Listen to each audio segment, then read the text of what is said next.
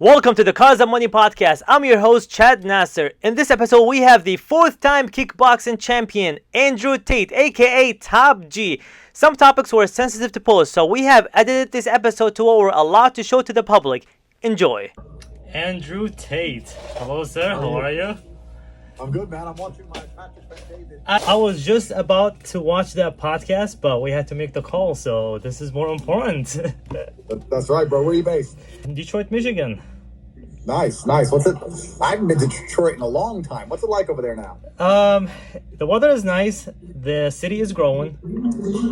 And I saw one of your videos that you were in Detroit with your father here, right? Long time ago, bro. That's where he got attacked at a gas station. Really? Long time ago. Man, that's so crazy. Crazy world. I'm looking forward to see you here at some point. Yeah, absolutely. It's probably not the place you would want to be in, but okay. Well, good to see you, brother. Thank you, bro. Thank you. Okay, so a few questions for you. Okay,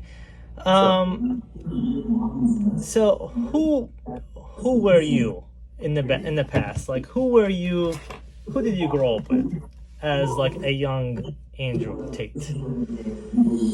That's a good question. Who I was? That's a very good question. I think I was fairly normal. I had an exceptional upbringing. I had exceptional parents, but I went through a hard life. I mean, I had a single mother, and we changed countries and had to change school and that kind of thing. But certainly overall, I'd say I was a relatively normal kid. I don't think I was particularly exceptional as a child. I was always very, very smart. But yeah, I definitely had normal friends and that kind of thing. What about high school? Who were you in high school? It's weird because I wasn't like a geek, and I wasn't particularly popular. I was the guy who kind of like no one messed with me. No one wanted to smoke, but I was kind of left alone. I wouldn't say I was an outsider. I just had one or two friends and kept myself to myself. I wasn't in any particularly large social circles. Sometimes I was invited to the biggest party with the cool kids. Sometimes I wasn't, but I was never picked on. I was just kind of my own little social circle, if that makes sense. How did you change? I don't think I have changed. I don't Really? think I conform now. I think that I was always nonconformist, and even as it stands now, I'm a nonconformist, and that's kind of how I got myself in this position, right? I could have got famous and just sold out and just started towing the line and saying the shit they wanted me to say and been like Logan Paul and just had a big channel and just spoke shit, but I kept telling the truth. And it got me in a little bit of trouble. That's why they banned me. So I think I've always been the same. I think there's just a lot of people out there who are looking for the truth. Awesome. Okay, so your parents, you talked about your father a lot. Okay. How much impact did he have on you? Oh, he had a massive impact. My father was my hero. He was the most important person in my life, and I have nothing but good things to say about him. I was very lucky to have such an amazing father. And I understand that lots of people are not as lucky as me to have a father like that. However, I do think as a man, it is your duty to try and seek out father figures in some regard. Or not even father figures, but people you respect and you want to emulate. It's very easy to be good as a man if you just choose the 5 people you want to be and take the best parts from each one and try and emulate it and emulate their mindset and their successes. And I think that I had a good role model to begin with, but there's also other fantastic role models in the world. Who was your role model? Well, my father was the first one, but I've had a bunch. I've had my kickboxing coach. I've had my uncle who I worked with. Even people I didn't know were my role model, bro. If I saw people in a Ferrari back when I was broke and I had no money to a degree, I was like, how is he doing what he's doing? Even if I didn't get to speak to him, I wanted to know something he knew. You know, I think you have to just be very honest with who you are, what you want, what your intentions are, and try and think about the kind of people who have those things and try and see if there's any qualities about them. Even bad things, right? So let's look at it in a real negative way. Let's say you want to be rich. And you know a rich drug dealer. You don't want to be a drug dealer. 100% you don't. But you want to be brave? He's brave at least. I mean, the dudes might go to jail, right? So there's always some kind of quality in these people you can emulate. And you have to just look at the people who have the things you want and try and emulate their qualities and make sure that you have the substance to back up those qualities without coming across as fake or superficial. And then life's pretty easy to do. What about now? Because I know you and your brothers are just like, you have huge bonds. Who else is in your inner circle? That's a good question. I have the War Room, which is my private network. So inside of my private network is the War Room, and that's where I have a lot of my people and a lot of my closest friends are inside the War Room. I think most of my business is done exclusively inside of the War Room. But that's certainly my closest network. And there's some other amazing people in the world. Like I'm the one who may be the most visible, but there's other people who are extremely competent, extremely professional, extremely capable. And that's my private network now, the War Room. There's not going to be people who are about it like you. They're going to be either lazier or distracted, or they're not going to want to really, really try. And that's the great thing about the internet. The internet will allow you to find these people out there in the world because they do exist, but they're just few and far between. So who do you let in the War Room or like your inner circle? Yeah, the War Room is an application. You can apply on cobratate.com. You can join. After you join, there's a process. The War Room is constantly evolving. So the good thing about the War Room is that everyone can join, but every 3 months, people are kicked out. So after you join, you have to work to keep your place. And this means across time, we get a tighter and stronger network and stronger people inside of it. Anyone who's lazy or doesn't work or doesn't level up or doesn't follow the path or doesn't improve themselves ends up kicked from the organization. So we're the only organization in the world that does that. We allow people to join, but we will kick you out if you don't try hard enough. And that's how we now have 2,300 people in around 62 countries. And we have people everywhere, bro. Loads of people in America. You name a country, we have someone there, and it's fantastic. If I go to fucking Belgium or India or Nigeria, I can message the War Room, and there's already a member there, and they hook you up, and it's a really good network to have. So high level accountability. That's what it seems like. Yes, absolutely. I love that you talk a lot about your brother. I have an older brother myself. Unfortunately, he's overseas and he cannot come to the US. I haven't seen him in 10 years. Okay. Wow. So I grew up in Iraq originally. I was born in Iraq. I grew up in Libya. That's where I spent my whole life. And I've been here for almost 10 years. I do want to venture out and explore the other part of the world. One of them is Europe. I haven't been there before. So you and your brother, I see that you guys are just a very, very strong team. Do you have anybody else that, I don't want to say you consider as your brother, but someone else that is as compatible, I would say, as your brother? I have a few people who I'm very, very close with, but obviously my brother's my brother. But I have a few people who I'm certainly very close with. I'm with my cousin, lives with us as well. And I have some extremely important people, very valuable people who I hang around with. It's interesting what you said about your brother. I don't know the ins and outs of, obviously Iraq is a very difficult country to move from, to move around to. And I understand you're saying you want to come to Europe, etc. But this is why it goes to talking about how money can fix problems. I don't know if you've ever looked into buying a citizenship or buying a passport. Have you ever looked into that? I haven't. We're always after the American dream. But you can keep your American green card or whatever you have, and you can also look online.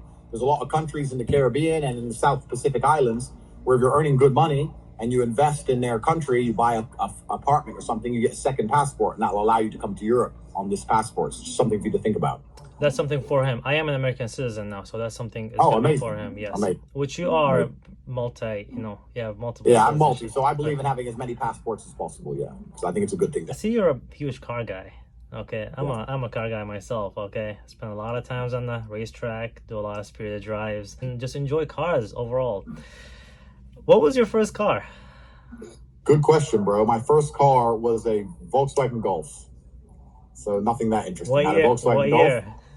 I can't remember what year it was. It was an old Volkswagen Golf. And then I had a Mazda RX-8. I don't even know what that is. That's a rotary engine. That thing shoots flames. Yeah, I know. That's right. I had a Mazda RX-8. And then I had a Porsche Boxster. Beautiful. Like kind of a little bit of a girl's car, but it's the only Porsche I could afford. No, I know. And then I had from there, that's when I got my first Aston Martin Vantage. Okay. And then there was a little bit of a gap from cars because I moved country and that kind of thing. And now I have every car you can name. I have 29 cars or something. I have a whole bunch of them. I heard about the list of cars that you're getting, and it's freaking insane. Yeah, I have a pretty good collection. Yeah, we're doing okay. That's awesome. I'm a big Porsche guy myself. Amazing. I love Porsche. So if you would have to pick a car, okay, what would it be? A car for 1 year. You will just drive. That's the only thing you will have. then I think it would probably have to be a Porsche, because the Porsche will always work, right? I love McLaren, but it's always breaking. Same with Ferrari. Lamborghini's very impractical. But if I could only have one car, if you get a good Porsche, it can do everything. It's fast. It's going to start all the time in the cold, in the rain. It's always going to work. It's always going to be there for you. So Porsche, for many reasons, is the best. But do you have one now, or are you aiming to get one? I do have the new GT3. That's what I have. And Beautiful. I'm getting the GT3 RS, which you're getting that one as well. RS. I've got one ordered as well, the GT3 RS. You're gonna get it before me. That's what sucks, because you're in Europe. We're in America. We get it like behind. It's true. But sometimes it's the other way around. So it depends on which brand. That's right. Yeah, that's right. If there's one materialistic thing that you wanna have or keep in the next year, not including your house, what would it be? Really good question. Okay. I'm not entirely sure. Materialistic things, the only things that truly make me happy is driving. I love to drive. Okay. Europe is the best continent in the world to drive. It's not like America. You have beautiful mountain roads. Crazy. You can have some crazy fun over here. So I love to drive. However, it's hard for me to say. I think that having a really nice wardrobe, nice clothes is important for business. But besides nice clothes, nice cars, and nice watches, I don't really care about any materialistic things. Those are the only things I care about. I don't really care about anything else. I just like watches, a nice suit, a nice watch, and a nice car, and I'm happy. I don't give a shit about much else, to be honest, bro. You're a simple man. A pretty simple man. People don't view it like this. Of course, because they view me as ultra materialistic. But for me, although I do have a lot of money, I do have a lot of things, it's just a matter of when you get to a certain point of money, the whole world is free. This is how I try and explain it. So if I look at something and I want it, even if I only want it a little bit, even if I know I'm never going to use it, even if I know I'm only going to use it for a day, I may as well buy it because I don't need the money.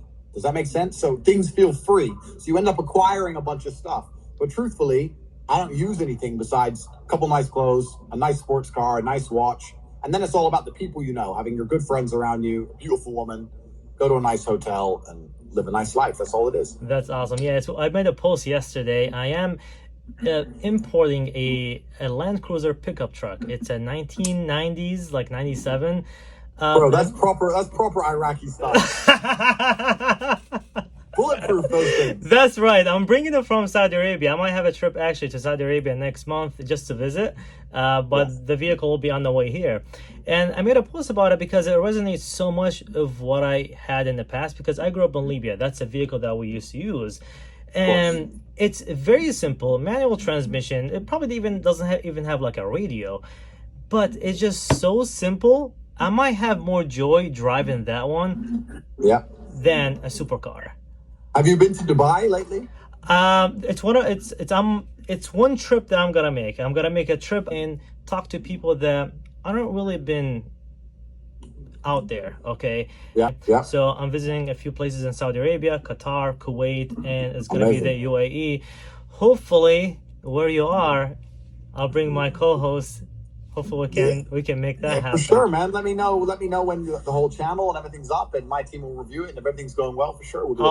I would love to do that. I would love to do that because again, we resonate. You remind me again. You're a brother of a lot of people, okay, that don't have access to you, and you're spreading a very, very positive message to a lot of people. And the reason why you're being so respected and also hated at the same time is because you're opening a lot of people's mind. And that's why the system dislikes me, but the people do like me. And I just hope I have to walk the line and make sure I don't end up, disappearing or anything too crazy. But I'm doing my best.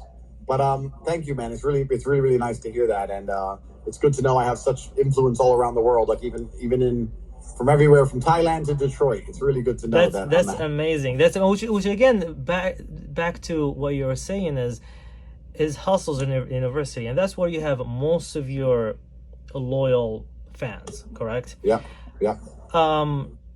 Where do you see that one gonna be like in the next 5 years, 10 years? Hustles University is gonna be absolutely huge. So we're rebuilding everything. So we're going off of Discord. We're rebuilding everything. We've got our own app, our own. It's going to have the website and the intros, that kind of thing. We have our own app, our own way of communicating. So we have all our own tech. And once that's done, we're not beholden to anyone. Because right now with Discord, we have certain limits of what we can do and what we can teach. That's all going to change in the next 2 weeks, maybe. This is all going to be happening very, very soon. So with all the new tech, plus the fact that I'm now on Rumble and they can't ban me, and I can talk about it completely honestly and openly, unlike YouTube, we're going to get huge. And what we need to do is we need to revamp the hierarchy system. I know we had the pawns, the knights, the rooks, the bishops, etc.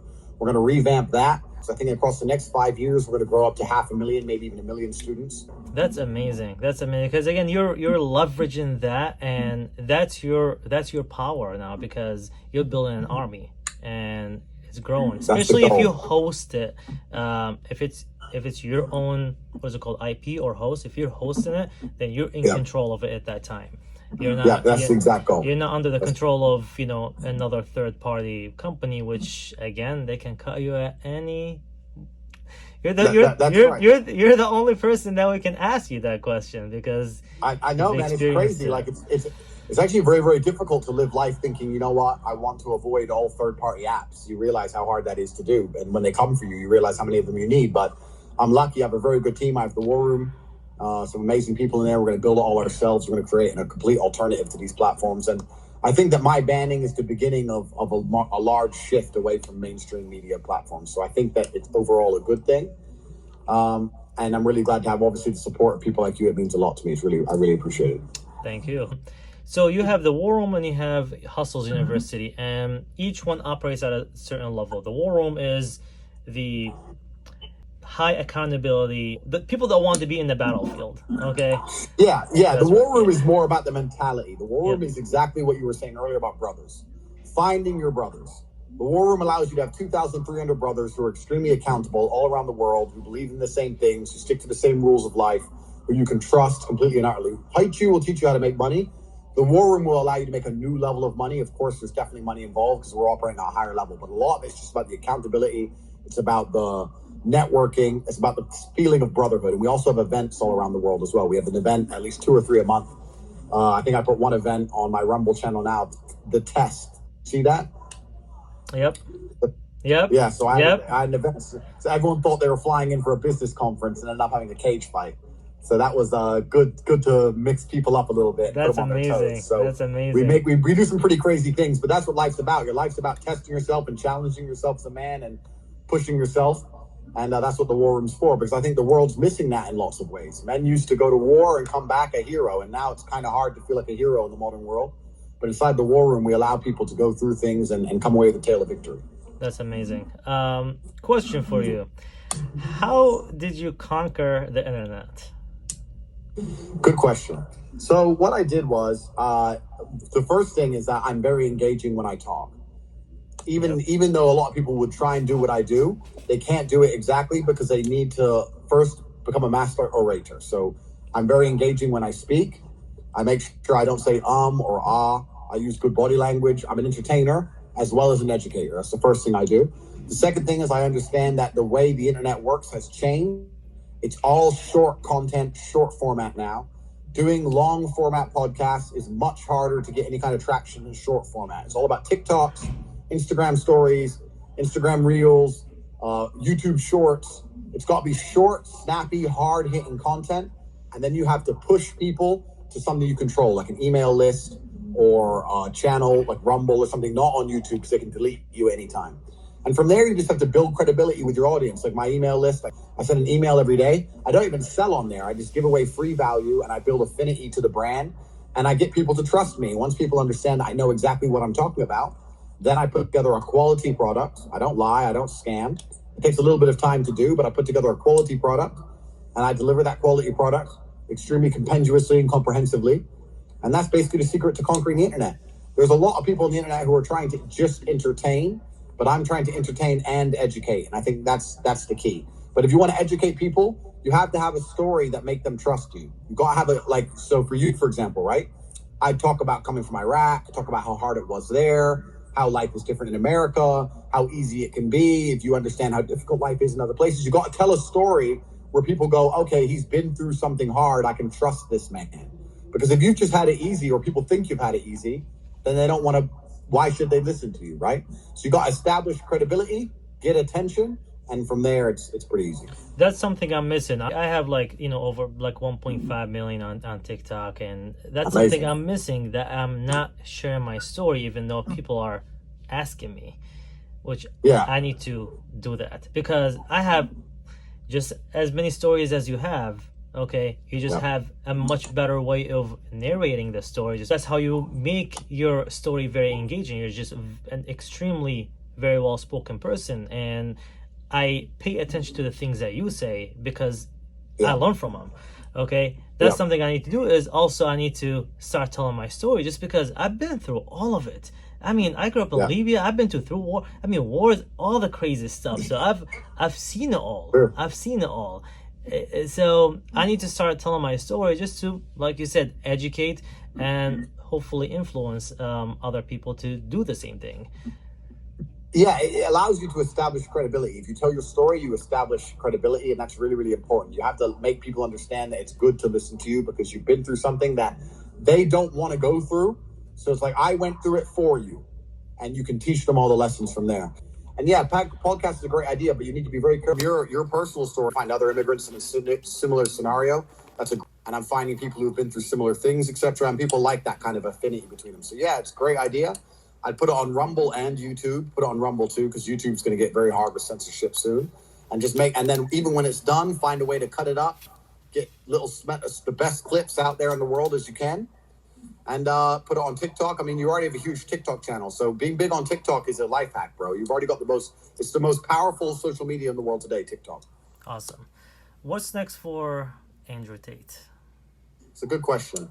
I am going to stay on Rumble, become exceptionally large, and I think that they're going to regret banning me because I am here for a long time. I'm not going anywhere, and I'm going to be working hard to show that even without a mainstream media presence, it's very, very easy to, if you're comprehensive enough and you're hardworking enough, you can still stay moderate. You can still stay relevant in the modern world, and that's the key. So thank you very much, Andrew. Bro, let's stay in touch. We'll stay in touch. Thank you.